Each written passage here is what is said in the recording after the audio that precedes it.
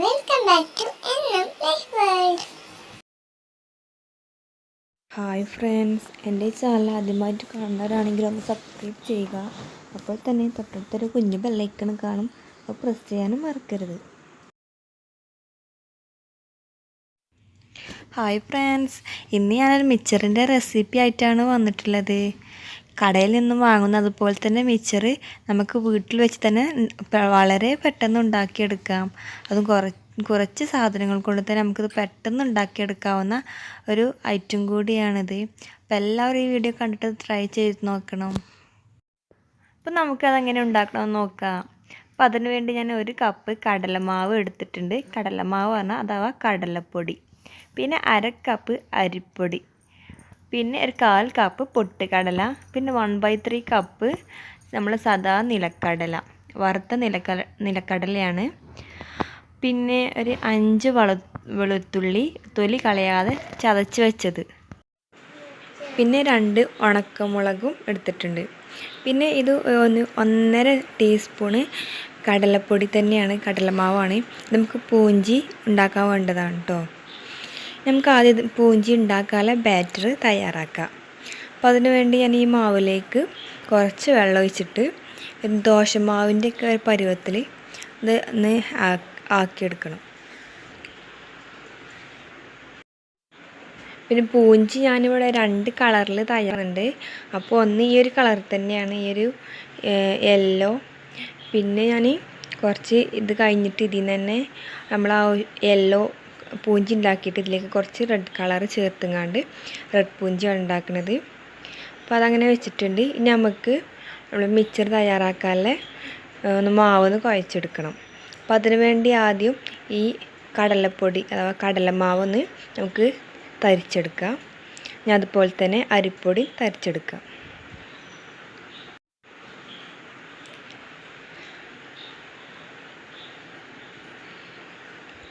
ഇത് രണ്ടും നന്നായി തരിച്ചെടുത്തിട്ടുണ്ട്. ഇതിലേക്ക് ആവശ്യത്തിനുള്ള ഉപ്പ് കൂടി ചേർക്കണം. ഞാൻ ഒരു 1/2 ടീസ്പൂണ് ഉപ്പാണ് ചേർത്ത് കൊടുക്കുന്നത്. ഇനി ഉപ്പ് ചേർത്തിട്ട് നന്നായിട്ട് ഈ 3 ചേരുവകളും കൂടി നന്നായിട്ടൊന്ന് മിക്സ് ചെയ്തെടുക്കുക. നന്നായിട്ട് ഇങ്ങനെ കുഴച്ച് കൊടുക്കുക. അപ്പോൾ എല്ലായിടത്തേക്കും ഈ 3 ചേരുവകളും നന്നായിട്ട് എത്തുന്ന വിധത്തിൽ നന്നായിട്ടൊന്ന് മിക്സ് ചെയ്ത് കൊടുക്കുക. അപ്പോൾ ഞാൻ നന്നായിട്ട് മിക്സ് ചെയ്തു.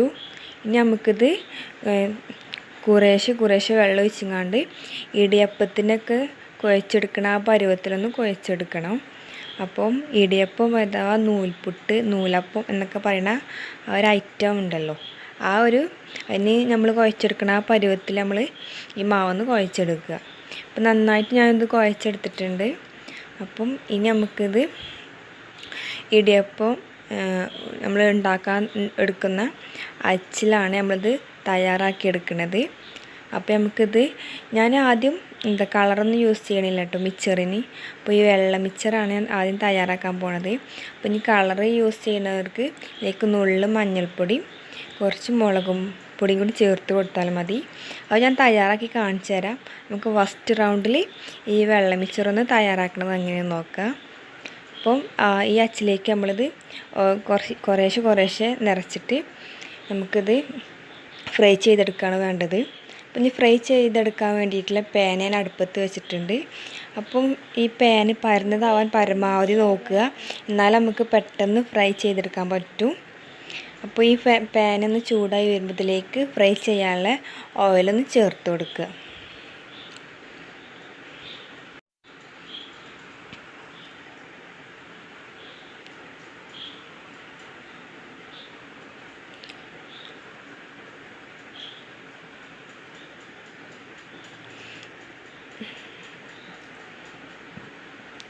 ഇനി ഇത് നന്നായി ചൂടായി വരുമ്പോൾ ഇതിലേക്ക് നമുക്കിതിങ്ങനെ നമ്മൾ നൂലപ്പം അഥവാ ഇടിയപ്പമൊക്കെ ഉണ്ടാക്കുന്ന വിധത്തിൽ ഇത് റൗണ്ടിലൊന്ന് ചുറ്റിയെടുക്കുക.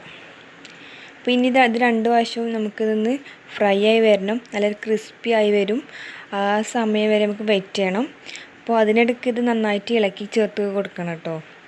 ഇപ്പോൾ ഞാനിത് പറഞ്ഞത് ഇതിലേക്ക് ഒരു 1/4 ടീസ്പൂൺ മഞ്ഞൾപ്പൊടിയും 1/2 ടീസ്പൂണും മുളകും പൊടി ഇട്ടുങ്ങാണ്ട് നന്നായിട്ട് വീണ്ടും ഒന്ന് കുഴച്ചെടുത്തിട്ടുണ്ട്. അപ്പോൾ നമുക്കിത് കളറുള്ളത് കളറിലെ മിക്സർ തയ്യാറാക്കാൻ വേണ്ടിയാണ്. ഇതും അതുപോലെ ഇടിയപ്പത്തിൻ്റെ അച്ചിലേക്ക് നിറച്ച് കൊടുത്തിട്ട് അങ്ങനെ നമുക്ക് ഇത് ഫ്രൈ ചെയ്തെടുക്കുകയാണ് വേണ്ടത്. അപ്പം ഇതാണ് ഞാൻ തയ്യാറാക്കിയ ആദ്യം കളർലെസ് കണ്ടോ വെള്ള മിക്സർ. അപ്പോൾ എന്നാലും ചെറുങ്ങനെ ഒരു യെല്ലോ കളറൊക്കെ ഉണ്ട്. അപ്പോൾ കുഴപ്പമില്ല. നമുക്ക് കളറുള്ളത് എങ്ങനെയാണ് തയ്യാറാക്കാൻ നോക്കാം. അപ്പോൾ അതുപോലെ തന്നെ ഈ ഒരു പാനിലേക്ക് നമുക്കിത് ഒന്ന് റൗണ്ട് ചെയ്ത് കൊടുക്കുക.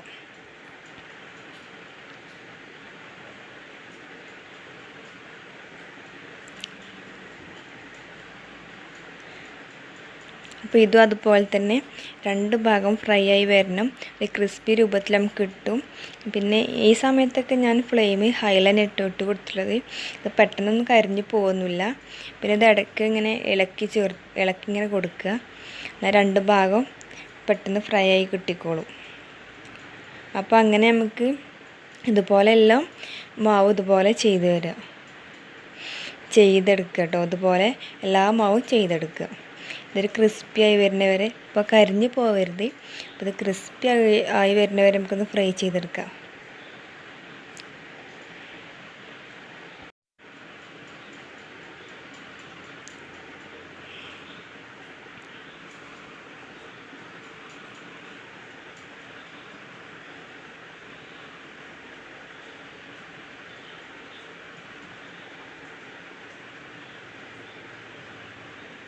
അപ്പം ഇപ്പോൾ ഇതൊക്കെ 2 ഭാഗം ഫ്രൈ ആയി വന്നിട്ടുണ്ട്. അപ്പോൾ നന്നായിട്ട് ക്രിസ്പി ആയിട്ടുണ്ട് കണ്ടോ. പൊട്ടിച്ചിട്ട് നന്നായിട്ട് പൊടിഞ്ഞ് പോകണൊക്കെ ഉണ്ട്. നമുക്കിത് വേറെ പാത്രത്തിലേക്ക് മാറ്റാം. അപ്പോൾ പാത്രത്തിലേക്ക് മാറ്റുമ്പോൾ ആ പാത്രത്തിൽ വല്ല ന്യൂസ് പ്രിൻ്റോ ടിഷ്യൂ പേപ്പറൊക്കെ വെക്കണം നല്ലതായിരിക്കും. കാരണം അതിൽ നന്നായിട്ട് എണ്ണ ഉണ്ടാവും. അപ്പോൾ ആ എണ്ണയൊക്കെ ഒന്ന് ഇങ്ങനെ സ്ട്രെയിൻ ചെയ്ത് കിട്ടിക്കോളും. നമുക്ക് പേപ്പറിലൊക്കെ വെച്ചാൽ അതിങ്ങനെ. ഇനി നമുക്ക് അതേപോലെ എല്ലാ മാവും ഇതുപോലെ ചെയ്തെടുക്കാം.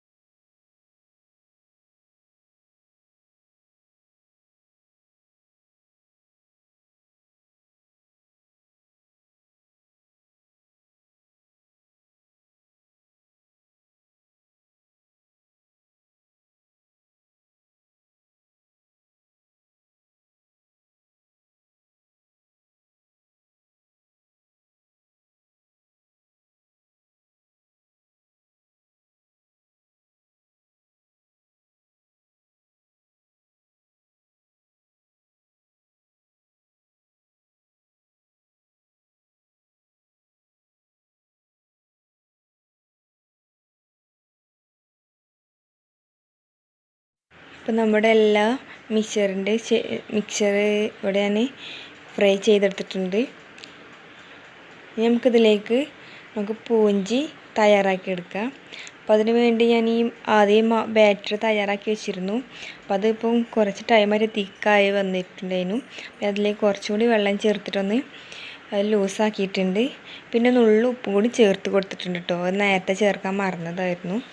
നമുക്ക് ഈ ഒരു ഓട്ടപാത്രത്തിൻ്റെ മുകളിലോട്ട് ഇതിനെ ഒഴിച്ച് കൊടുത്തിട്ട് നമുക്കത് പൂഞ്ചി രൂപത്തിലാക്കി ഫ്രൈ ചെയ്തെടുക്കാം.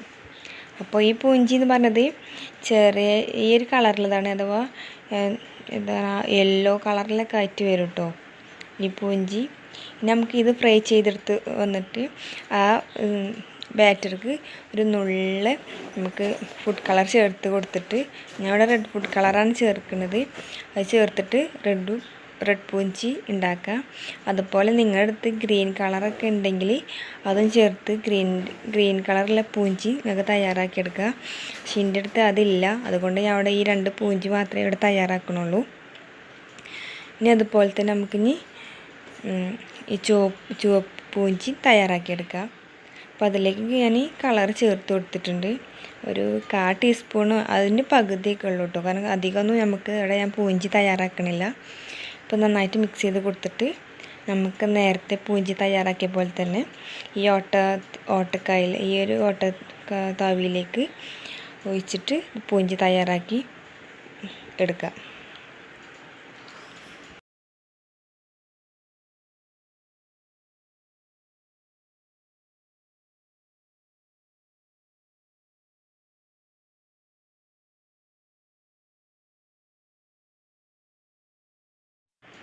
അങ്ങനെ നമ്മുടെ റെഡ് പൂഞ്ചി ഇവിടെ തയ്യാറായിട്ടുണ്ട്. കണ്ടോ, നന്നായിട്ട് കിട്ടിയിട്ടുണ്ട്. ഈ ചെറിയ കാണുന്ന സംഭവമാട്ടെ ഈ പൂഞ്ചി, കണ്ടില്ലേ, ചെറിയ റൗണ്ടിൽ കാണുന്ന ഒരു സംഭവമാണ്.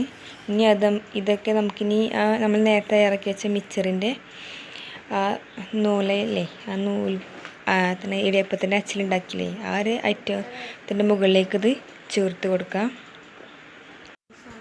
ഇതേ എണ്ണയ്ക്ക് നമുക്ക് നമ്മൾ നേരത്തെ വറുത്ത് വെച്ചിട്ടില്ലേനോ ആ കടലയും കൂടി ചേർത്തിട്ട് ഫ്രൈ ചെയ്തെടുക്കണം. അതോടൊപ്പം തന്നെ ഈ പൊട്ടുകടലയും ചേർത്ത് കൊടുക്കുക. എന്നിട്ട് നന്നായിട്ടൊന്ന് ഇത് വഴറ്റിയെടുക്കുക. ഇതേ സമയം തന്നെ ഇതിലേക്ക് നമ്മൾ ചതച്ച് വെച്ചിട്ടുള്ള വെളുത്തുള്ളി ചേർത്ത് കൊടുക്കുക. അതുപോലെ ഉണക്കമുളകും അത് കഷ്ണങ്ങളാക്കി പൊട്ടിച്ച് കൊടുക്കുക. അതിലേക്ക് കേട്ടോ കഷ്ണങ്ങളാക്കി പൊടിച്ചിട്ടിടുക. പിന്നെ ഒരു 1-2 അല്ലി കറിവേപ്പിലയും ഇതിലേക്ക് ചേർത്ത് കൊടുക്കുക. എന്നിട്ട് ഇത് നന്നായി എല്ലാം നമുക്ക് നന്നായി ഫ്രൈ ആയി വരുന്നവരെ വെയിറ്റ് ചെയ്യുക. എന്നിട്ട് ഇത് ഫ്രൈ ആയി വന്നിട്ട് ഇത് നമുക്ക് ആ മിക്സ്ചറിൻ്റെ മുകളിലേക്ക് ഗാർണിഷ് ചെയ്യാൻ വേണ്ടി ഇട്ട് കൊടുക്കാം. അപ്പോൾ ഇത് ഫ്രൈ ആയി വരുന്നവരെ നമുക്കൊന്ന് വെയിറ്റ് ചെയ്യാം.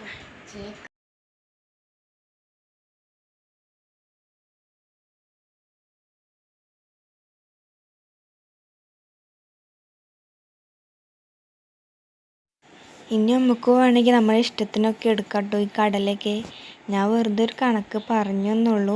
അപ്പോൾ നിങ്ങൾക്കത് അധികമാണെങ്കിൽ അത് അധികം എടുക്കുക, കുറവ് ആണെങ്കിൽ കുറവ് എടുക്കാം. അപ്പോൾ ഈ കടലൊക്കെ നമുക്ക് പറഞ്ഞാൽ ചിലർക്ക് നല്ല ഇഷ്ടമായിരിക്കും, പക്ഷെ ചിലർക്ക് വലിയ ഇഷ്ടമൊന്നും ഉണ്ടാവില്ല. അപ്പോൾ നമ്മുടെ ഇഷ്ടത്തിനനുസരിച്ചൊക്കെ ഇത് മാറ്റം വരുത്താം. അപ്പോൾ നമ്മുടെ മിക്സ്ചർ ഇവിടെ റെഡി ആയിട്ടുണ്ട്. അപ്പോൾ നമുക്ക് നന്നായിട്ടൊന്ന് മിക്സ് കൊടുക്കുക. ഈ എല്ലാ ചേരുവകളും കൂട്ടി നന്നായിട്ടൊന്ന് മിക്സ് ചെയ്ത് കൊടുക്കുക കേട്ടോ, ഒരു തവി എന്തെങ്കിലും ഉപയോഗിച്ചുകൊണ്ട്. അപ്പോൾ നമ്മുടെ ഹോം മെയ്ഡ് മിക്സ്ചർ ഇവിടെ റെഡി ആയിട്ടുണ്ട്. അപ്പോൾ നമ്മൾ കടയിൽ നിന്ന് വാങ്ങുന്ന പോലത്തെ അതേപോലത്തെ മിക്സ്ചറാണ്. അപ്പോൾ നമ്മുടെ ഇടിയപ്പത്തിൻ്റെ അച്ചിൻ്റെ അധികം തിക്കൊന്നും ഇല്ലാത്തതാണ്, അധികം വണ്ണമൊന്നുമില്ല.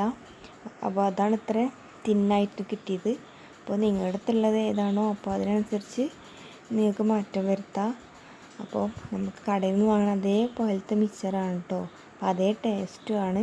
അപ്പോൾ നമുക്കിത് എത്ര വേണമെങ്കിലും സൂക്ഷിച്ച് വെക്കാം. നമ്മൾ സാധാരണ മിക്സ്ചർ സൂക്ഷിക്കണം, അതിനുള്ള പ്ലാസ്റ്റിക് ബോട്ടിലൊക്കെ ഇട്ട് ഇത് സൂക്ഷിച്ച് വെച്ചാൽ മതി. അപ്പോൾ എല്ലാവർക്കും ഈ റെസിപ്പി ഇഷ്ടപ്പെട്ടെന്ന് വിചാരിക്കുന്നു. ഇഷ്ടപ്പെട്ടാൽ ലൈക്ക് ചെയ്യുക, ഷെയർ ചെയ്യുക, ഒപ്പം തന്നെ സബ്സ്ക്രൈബ് ചെയ്യാനും മറക്കരുത്.